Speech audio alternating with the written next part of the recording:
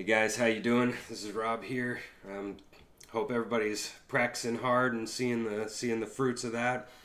And today's video, I'm going to talk to you about a couple of the tips and tricks about using the bow and kind of the mechanics of the bow. Like I said in the other video, the bow is actually so important. We do our notes with our left hand, but really our rhythm, our articulation, our dynamics, the slurs, and lots of the parts of our tone are all done with the bow. And so literally it's like everything else is done with the bow. So it's really, really important. So I'm going to kind of show you how to do that today. So recap, I have another video talking about the bow grip, but we'll just kind of recap that. Again, you want the fingers nice and curved like that, decent spacing. You have the thumb on the between the fingerboard and the frog, nice and curved, right? Nice and relaxed, right? So the first thing that we have to remember is that what a lot of people do with bowing is my students tend to bow with their shoulder, right? So we have four things that we're going to be doing. We're going to deal with our shoulder, our elbow, our wrist, and our fingers. All of them are going to be working together. But typically what I see is locked elbow, locked wrist, locked fingers. And so they'll only be bowing with their shoulder. And so they do this kind of a thing, right?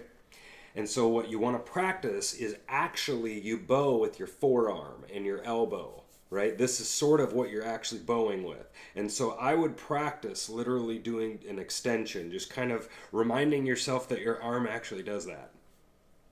Right? So just practice kind of the extension thing. That'll help. So that's what the elbow is doing. Now the wrist is going to be breaking a little bit. It's going to definitely need to be flexible. To practice this, you could do the painting thing that they were doing on Old School Karate Kid. So you are going to break a little bit when you get up to the top here, and then when you come down, you will extend a little bit. Like concave here, convex here, right? So when you're going up, you will, you don't have to break like that bad, but you're going to break a little bit, and then when you come down, you extend the forearm, and you're going to be a little bit out like that.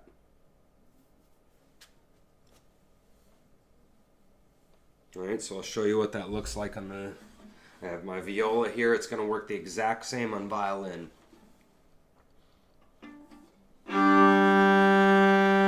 See, I have the extension. And we call this like looking at your watch, right? You are going to break a little bit. Like I said, it doesn't have to be ridiculous, but you are going to break and have that be fluid. See that? You're going to have the fluid wrist.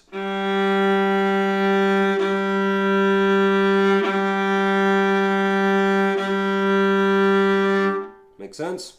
All right, so we've got kind of a wrist motion. And notice when I'm bowing, notice that my upper arm isn't moving that much.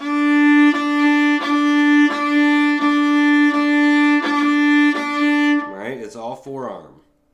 It's not a whole lot. It's going to move a little bit, but it's not a whole lot. All right? So that's the first thing that we need to do is kind of get the motion down. Now, the next thing that we're going to practice is to keep what we call a straight bow.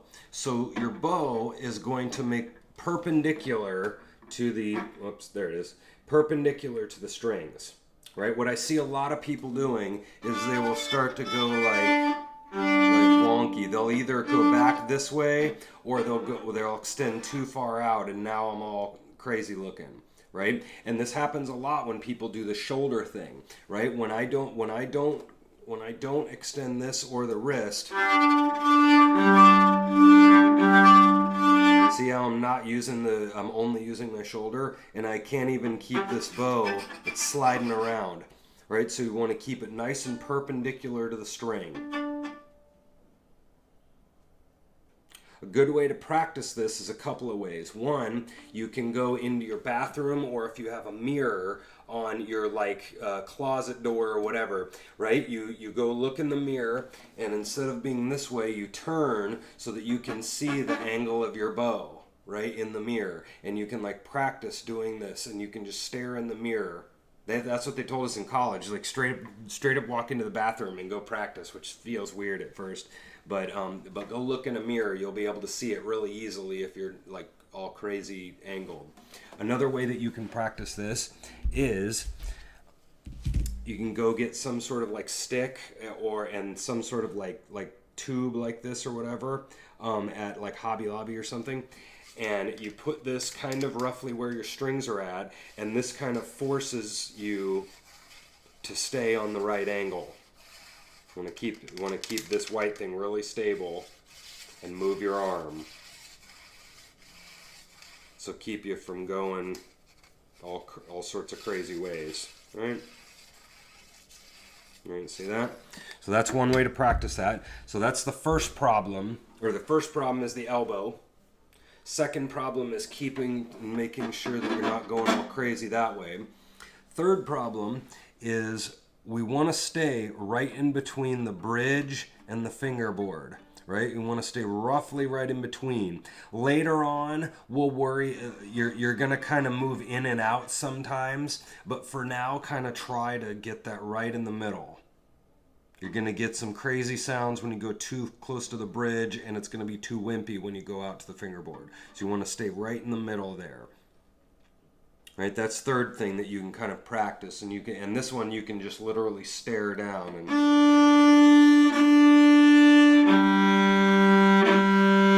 right, you can literally just watch to see if you're standing there, you're sitting there. It's pretty easy to see if you're off on that one.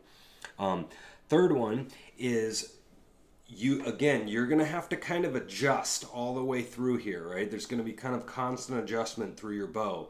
The other adjustment that you're going to have to do is dealing with the hairs and how many hairs you're playing with. So right here, when I have it right here, you can kind of see that the stick is over the hairs. I have literally all my hairs on the string right now. As soon as I tilt my bow, look at my wrist, I tilt this way, now you can see that they're way off the string right there. I have like an eighth of my hairs on the actual string.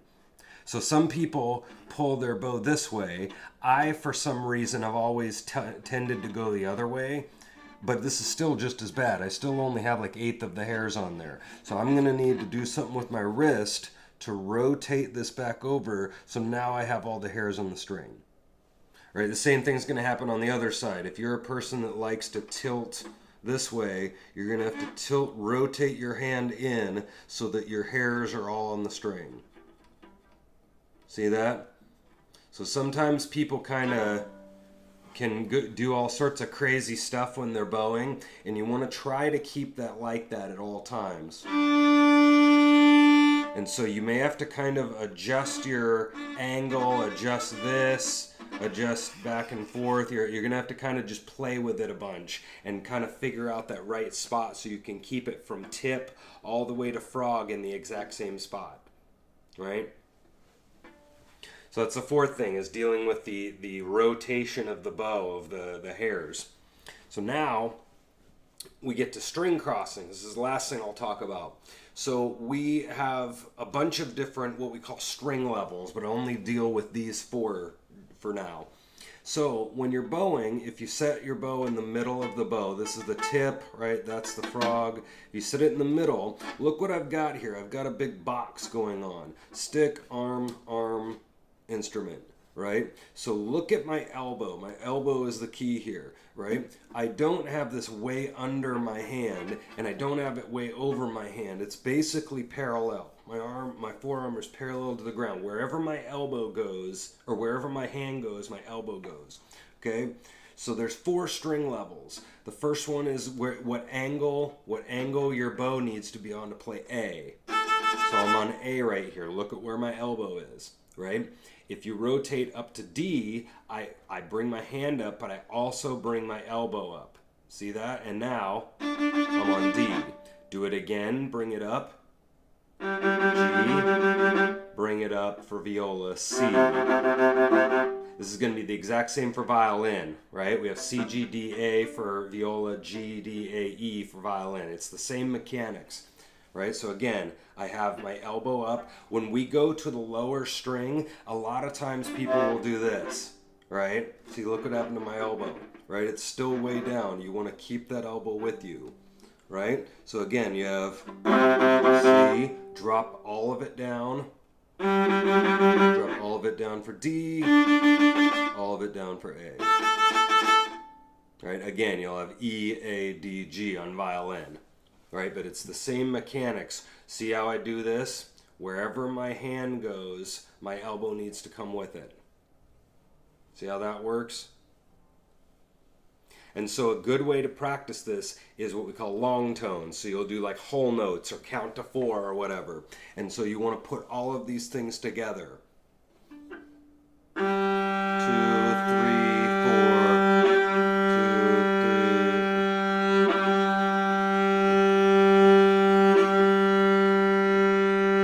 And then you can flip down to another string if you like.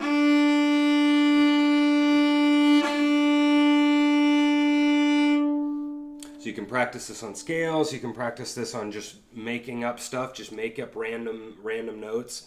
Go stand next to the mirror, kind of see if your angle's right. If you want to put this all together, it'll sound something like this.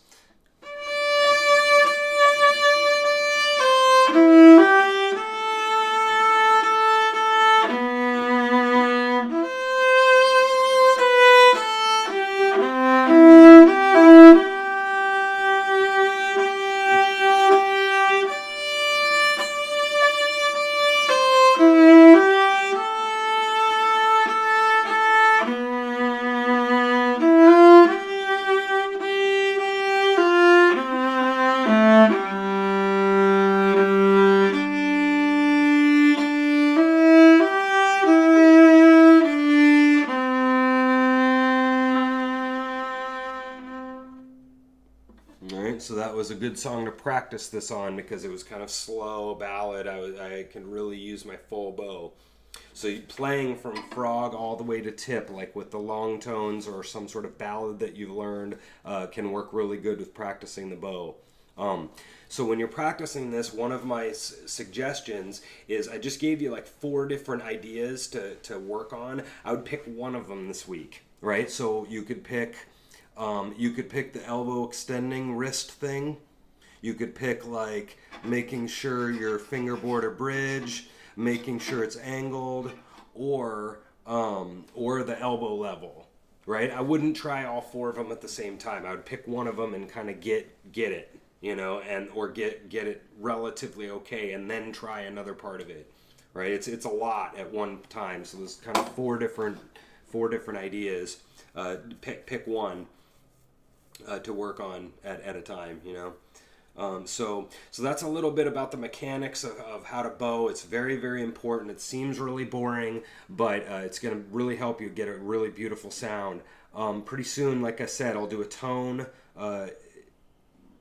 video so you can hear a little bit about the mechanics of actually making a really good sound. It's probably one of the most frustrating things about a violin or viola or stringed instrument in general is using that bow to get a really good sound. But it's hard to get the good sound if we don't have the mechanics first. So go home and practice this, and get that mirror, and if you need the little stick thing, go get something like that. It can help, and go try one thing at a time, and I think you'll have it before you know it. So start working on it, and I will see you guys next time. Keep practicing.